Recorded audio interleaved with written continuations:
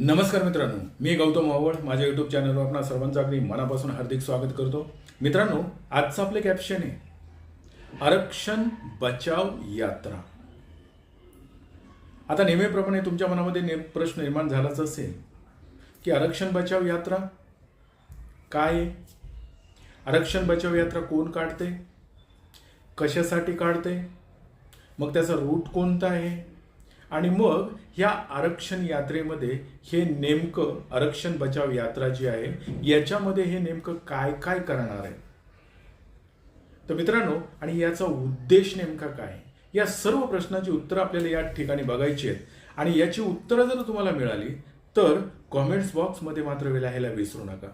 तर मित्रांनो, चला बघूया की आरक्षण बचाव यात्रा कोण म्हणते, असं कोणाचं आरक्षण वाचवायचंय आणि आरक्षणाला नेमकं काय झालंय आता, असं जर तुम्हाला वाटत असेल तर मित्रांनो, महाराष्ट्रामध्ये सध्या जर परिस्थिती बघितली तर मराठा समाजाला ओबीसी मधून आरक्षण दिलं पाहिजे यासाठी बऱ्याच दिवसापासून आंदोलन चालू झाले आणि ते आंदोलन मनोज जरांगे पाटील करतायत.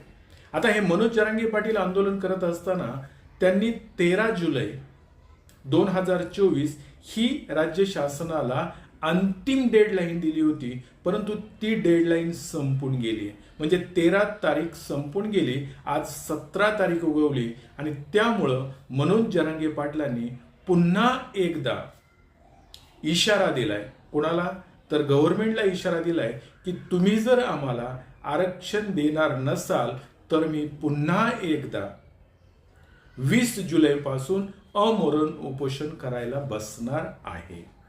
खोटं वाटतंय? ऐका व्हिडिओ. राजकारणाशी देणं घेणं नाही,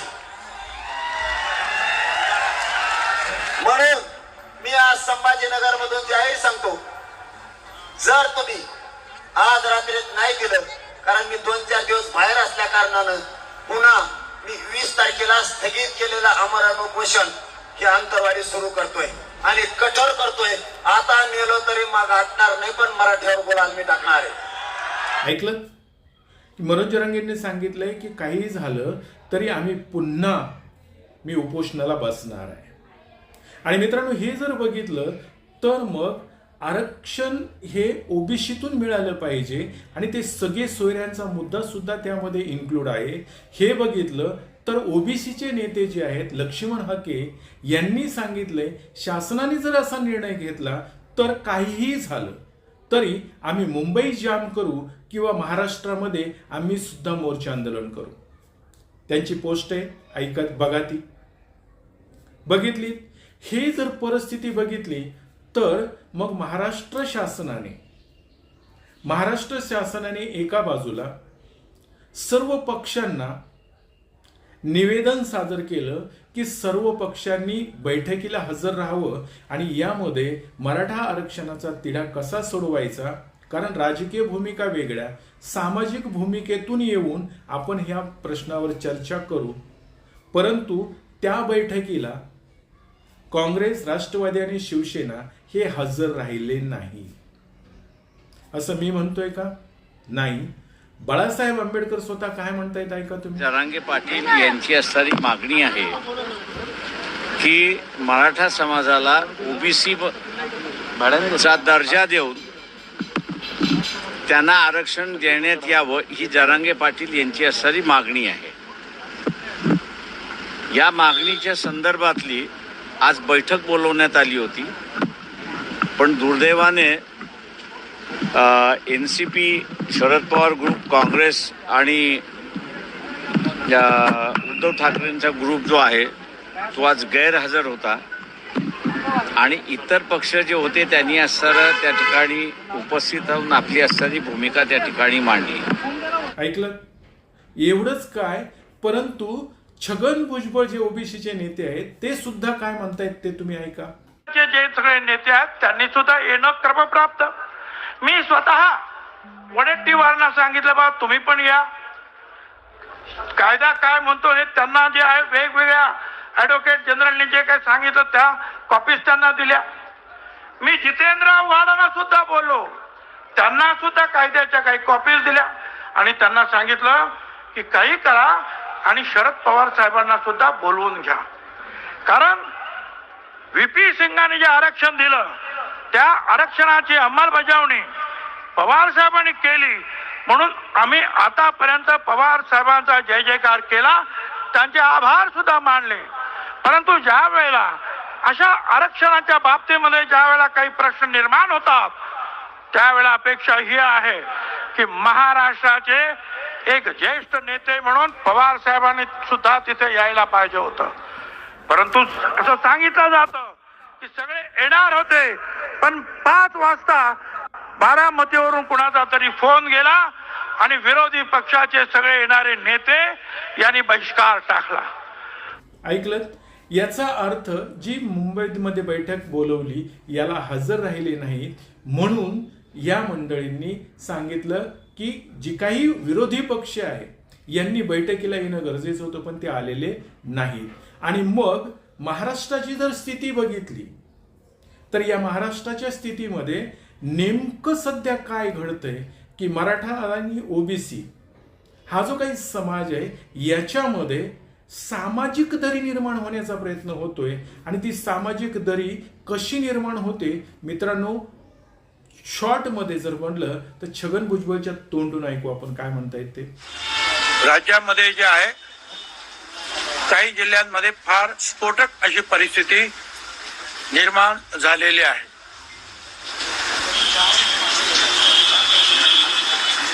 काही लोक जे आहेत ते मराठा समाजाचं हॉटेल आहेत तर तिथे जात नाही.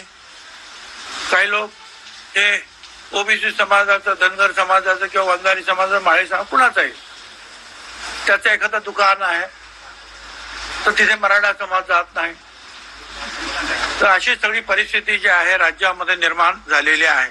ऐकलं की एकामेकाचे जे व्यवसाय आहेत ह्या व्यवसायाच्या म्हणजे दुकानं असतील, हॉटेल असतील याच्यावर एकमेक लोक जायला तयार नाहीत आणि याच्यातून सामाजिक दरी तयार होईल आणि मग ती दरी निर्माण होऊ नये म्हणून सर्वांनी एकत्र येणं गरजेचं होतं परंतु ते एकत्र आले नाही. आणि मग त्याच बैठकीमध्ये असा निर्णय झाला की जे लोक आत्ता आलेली नाहीत त्या लोकांना आणि जी लोक आलेली आहेत या लोकांना मुख्यमंत्र्यांनी वैयक्तिक तसंच राजकीय याच्यातून सर्व राजकीय पक्षांना पत्र पाठवावे आणि मराठा आरक्षणावर त्यांची भूमिका काय, त्यांचं मत, त्या पक्षाचं मत नेमकं काय ते लेखी स्वरूपात शासनाला कळवावं. आणि त्यावर मुख्यमंत्र्यांनी त्यांनी होकार दिला आणि त्या मुख्यमंत्र्यांनी होकार दिल्यानंतर अद्याप जे पक्ष हजर होते त्यातला एक प्रामुख्याने जर पक्ष बघितला तर तो आहे वंचित बहुजन आघाडी. आणि मग वंचित बहुजन आघाडी जर त्या ठिकाणी हजर असताना त्यांनी सुचवलं की सगळ्यांना आता पत्र पाठवून सगळ्यांची भूमिका समजून घ्या, परंतु तसं पत्र मुख्यमंत्र्याकडून अजूनही वंचित बहुजन आघाडीलाच मिळालेलं नाही. तर इतर पक्षांना मिळालं की नाही की मुख्यमंत्र्यांनी ती पत्राची पूर्तता केली की नाही हे बाळासाहेब आंबेडकर स्वतः काय म्हणतायत ऐका. मुख्यमंत्र्यांना वंचित बहुजन आघाडीच्या वतीने विनंती करण्यात आली होती की मुख्यमंत्र्यांनी या सर्व राजकीय पक्षांच्या नेत्यांना व्यक्तिगत पत्र लिहावं. मुख्यमंत्री पण लिहावं पण त्याच्याच बरोबर व्यक्तिगत सुद्धा लिहावं की या प्रश्नावरती म्हणजे जरांगे पाटील यांची जी मागणी आहे की मराठा समाजाला ओबीसीतून आरक्षण, ओबीसीच्या कोट्यातून आरक्षण द्या, ही जी मागणी आहे या मागणीच्या संदर्भात राजकीय पक्षांची भूमिका काय आहे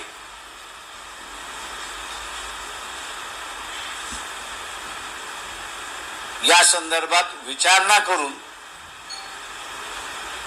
मग समान तोडगा काय आहे तो काढता येईल.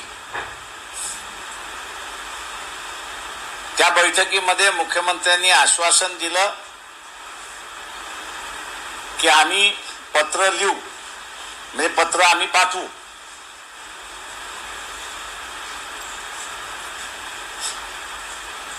अजूनपर्यंत वंचित बहुजन आघाडीला ते पत्र मिळालेलं नाही. इतर पक्षांना मिळालं का या संदर्भात आमच्याकडे काहीही खुलासा नाही. पत्र त्यांना अद्याप आलेलं नाही याचा अर्थ मुख्यमंत्र्यांनी बाकीच्यांनाही पाठवलंय की नाही माहीत नाही. आणि मग जर अशी परिस्थिती या महाराष्ट्रामध्ये निर्माण होणार असेल तर बाळासाहेब आंबेडकरांनी स्वतः इनिशिएटिव्ह घेऊन किंवा स्वतः पुढाकार घेऊन त्यांच्या ज्या काही ओबीसीच्या ज्या संघटना आहेत या ओबीसीच्या संघटनांनी असं मत मांडलं की वंचित बहुजन आघाडीची भूमिका मात्र स्पष्ट आणि क्लिअर आहे की महाराष्ट्रामध्ये असलेला मराठा समाज ओबीसी समाज यांची आरक्षण ही सेपरेट असली पाहिजेत. ही मराठा समाजाला ओबीसीतून आरक्षण दिलं जाऊ नये आणि सगळे सोयऱ्याचा जो मुद्दा आहे तो सुद्धा त्यामध्ये नसला पाहिजे. आणि मग बाळासाहेब आंबेडकरांनी या मुद्द्यावर या महाराष्ट्रामध्ये जो काही मराठा आणि ओबीसी हा संघर्ष उभा राहतोय हे बघितलं तर स्वतः होऊन आपण यामध्ये आता इन्व्हॉल्व्ह झालं पाहिजे, कारण शासन किंवा विरोधी पक्ष त्यामध्ये येत नाही. म्हणून बाळासाहेब आंबेडकरांनी आरक्षण बचाव यात्रा ओबीसी संघटना जी आहेत त्यांना घेऊन या महाराष्ट्रामध्ये काढण्याचं ठरवलंय. आणि मग ही आरक्षण बचाव यात्रा जी आहे ह्या आरक्षण बचावाने काय होणार आहे? तेव्हा ओबीसींच्या हातामध्ये सत्ता आपण द्या, आरक्षणवाद्यांच्या हातामध्ये सत्ता आपण द्या.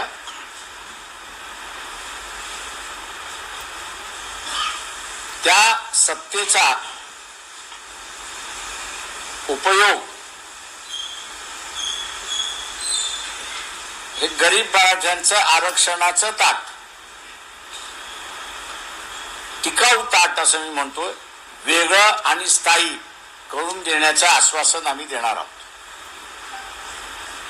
तर या महाराष्ट्रामध्ये जे काही लोक आहेत की ज्यांच्या मनामध्ये संभ्रम निर्माण झालाय की मराठ्यांचं ओबीसीतून आरक्षण मिळालं तर मराठी नाराज होत आहेत, त्यांना भीती आहे की मराठा समाज बहुल आहे आणि त्यांचं जर ओबीसी मधून आरक्षण मिळालं तर आपल्या आरक्षणावर गदा येणार आहे.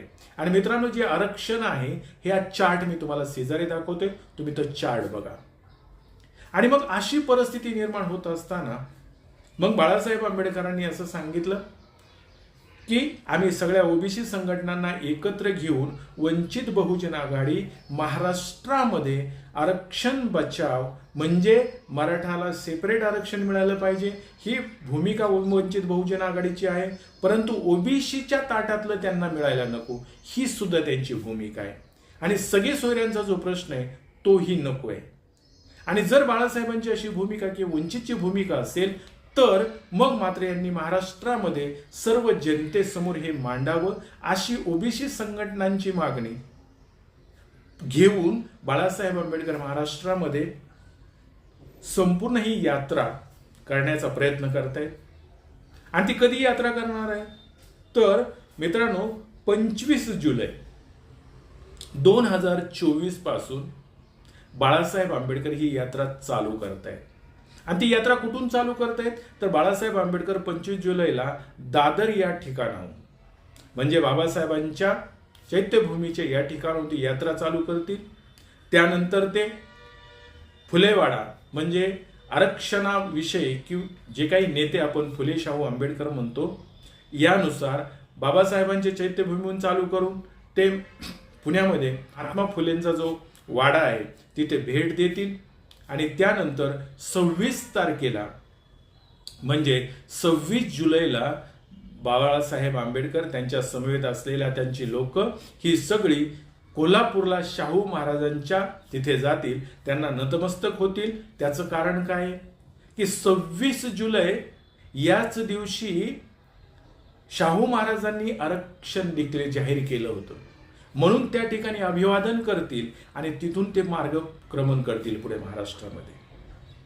आता मग ही यात्रा महाराष्ट्रामध्ये कुठे कुठे जाणार आहे तर मित्रांनो, ही यात्रा जी आहे ती लातूर आहे, उस्मानाबाद आहे, बीड आहे, औरंगाबाद आहे, त्यानंतर बुलढाणा आहे, अकोला आहे.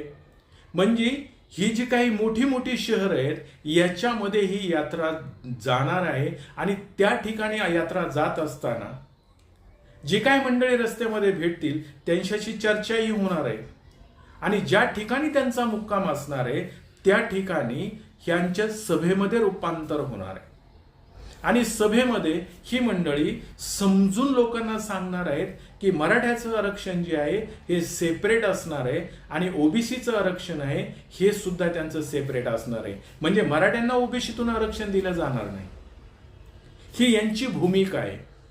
आणि लोकांना, महाराष्ट्रातील लोकांना ते कन्व्हिन्सही करण्याचा प्रयत्न करतील की आजपर्यंत मराठा समाज जो श्रीमंत मराठा आहे यांनी गरीब मराठ्याला किंवा रयतेच्या मराठ्याला फसवलेलंच आहे. मी तुम्हाला इकडे ते दाखवतोय स्क्रीन की ते बाळासाहेब आंबेडकर काय म्हणतायत. गरीब मराठ्याला श्रीमंत मराठ्यांनी फसवलेलंच आहे, परंतु आत्ता सर्वसामान्य मराठ्यांनी यामध्ये सामील व्हायचंय आणि ही सत्ता ओबीसी आणि गरीब मराठ्यांच्या हातामध्ये द्यायची. मग आरक्षणाचा जो मुद्दा आहे तो आरक्षणाचा मुद्दा आम्ही सोडू आणि आरक्षणाचं ताट हे ओबीसीचं वेगळं आणि मराठ्यांचं वेगळं हे आम्ही करून दाखवू किंवा आम्ही हे करण्याचा प्रयत्न करू. ते याच्यामध्ये जी काही त्यांची म्हणणी आहे त्याच्यामध्ये त्यांनी म्हटलेलं आहे किंवा तो स्क्रीनशॉट मी तुम्हाला बाजूला दाखवतोय तो तुम्ही बघाच. मग हे असताना संपूर्ण महाराष्ट्रामध्ये मोठी मोठी शहर आहेत याच्यामध्ये फिरणार आणि सर्व लोकांना सांगण्याचा प्रयत्न करणार, लोकांना धीर देण्याचा प्रयत्न करणार. कारण मित्रांनो, महाराष्ट्रामध्ये जर बघितलं तर आत्ता भयावह परिस्थिती निर्माण झाली आणि ती परिस्थिती कशी आहे हे जर सांगायचं म्हटलं तर छगन भुजबळ काय म्हणतायत ऐका. शांतता राज्यामध्ये निर्माण झाली पाहिजे. त्यांना आठवण करून दिली, बाबासाहेब आंबेडकरांचं नाव मराठवाडा विद्यापीठाला देत असताना असाच मराठवाडा पेटला होता आणि अशा वेळेला मग तो शांत करून शेवटी जे आहे तुम्ही निर्णय घेतला की सरकारचं काय होईल ते होईल, पण आपण हे काम केलं पाहिजे आणि त्यानुसार तुम्ही मराठवाडा विद्यापीठाचं नाव, बाबासाहेब आंबेडकरांचं नाव त्याला जोडलं. छगन भुजबळांनी एक दाखला दिलाय की 1976 ते 94 पर्यंत महाराष्ट्रामध्ये बाबासाहेब आंबेडकरांचं नाव औरंगाबाद विद्यापीठाला देण्यात यावं यासाठी जो काही मोर्चा, आंदोलन किंवा जो तणाव महाराष्ट्रामध्ये निर्माण झाला होता त्यामुळे सरकार सुद्धा बदलली आणि तशीच परिस्थिती जर महाराष्ट्रामध्ये आता निर्माण होणार असेल तर महाराष्ट्रामध्ये असलेल्या राजकीय पक्षांनी यामध्ये भूमिका घेतली पाहिजे आणि ती परिस्थिती निवळण्यासाठी सर्वांनी प्रयत्न केला पाहिजे.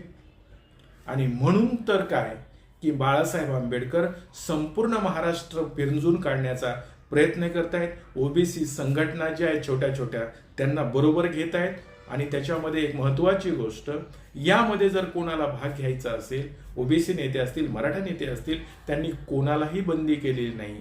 त्यांनी सांगितलंय की सर्वांनी एकत्र येऊन हा प्रश्न सुद्धा आपण सोडवू शकतो. आणि मित्रांनो, मग जर हे बघितलं तर मग असं वाटतं की बाळासाहेब आंबेडकरच असं का करतायत, बाकीचे राजकीय पक्ष असं का करत नाहीयेत. तर त्याचं साधं सोपं सरळ उत्तर असं आहे की बाळासाहेब आंबेडकर एका पक्षाचे नेते आहेत आणि त्यांच्या मागे जो वारसा आहे तो वारसा जर बघितला तर बाबासाहेब आंबेडकरांनी जे काही आरक्षण दिलं, मग SC ST OBC असेल, यांना जे काही आरक्षण बाबासाहेबांनी दिले त्या आरक्षणाच्या निर्मात्याचे आपण म्हणूया त्या दात्याचे हे नातू आहेत आणि तो वारसा म्हणून की काय बाळासाहेब आंबेडकरांनी महाराष्ट्रामधलं एक मोठं नाव म्हणा किंवा राजकीय क्षेत्रातलं एक मोठं नाव असं म्हटलं तरी चालेल. म्हणून बाळासाहेब आंबेडकर एक जबाबदार नेता म्हणून, जबाबदार नागरिक म्हणून महाराष्ट्रामध्ये तणावाची परिस्थिती निर्माण होऊ नये यासाठी महाराष्ट्रातील जनतेला आव्हान करतायत की काहीही झालं तरी शांतता राहिली पाहिजे. कारण राजकीय परिस्थिती निर्माण होणं, राजकारणाच्या ठिकाणी, परंतु या आरक्षणाच्या माध्यमातून जर सामाजिक दरी निर्माण होणार असेल तर ती सामाजिक दरी विकोपाला जाईल. आणि त्याचं उदाहरण छगन भुजबळांनी दिलेलंच आहे की दलित नामांतराचा जो प्रश्न आहे तो नामांतराच्या प्रश्नावर किती तणाव निर्माण झाला होता, तशी परिस्थिती पुन्हा होऊ नये याच्या सर्वस्वी जबाबदारी महाराष्ट्रातील सर्व राजकीय नेत्यांची, सामाजिक नेत्यांची आहे. परंतु ते सध्या काही पुढे येताना दिसत नाहीत. म्हणून बाळासाहेब आंबेडकरांनी स्वतः एक जबाबदार नेतृत्व म्हणून ते पुढे येत आहेत. आणि त्यांच्या पक्षाच्या वतीनं जर आरक्षण बचाव यात्रा म्हणजे मराठा समाजाला मिळणारं आरक्षण सुद्धा मिळालं पाहिजे आणि ओबीसीच्या ताटातलं मराठ्यांना नाही मिळालं पाहिजे, ही भूमिका स्पष्ट घेऊन बाळासाहेब आंबेडकर या महाराष्ट्रामध्ये ही यात्रा करतायत, तर त्यांच्या या यात्रेमधून सामाजिक सलोखा निर्माण होईल अशीच आशा वाटते. आणि मराठा वर्सेस ओबीसी हा वाद सुद्धा शांत होईल, तो वाद विकोपाला जाणार नाही याची दक्षता म्हणून बाळासाहेबांनी हे जे काही पाऊल उचललंय, मग हे योग्य आहे की अयोग्य? तुम्हाला काय वाटतं? जर योग्य वाटत असेल किंवा अयोग्य वाटत असेल तर तुमचं मत कॉमेंट्समध्ये नक्की लिहायला विसरू नका. एवढं बोलतो आणि थांबतो. धन्यवाद.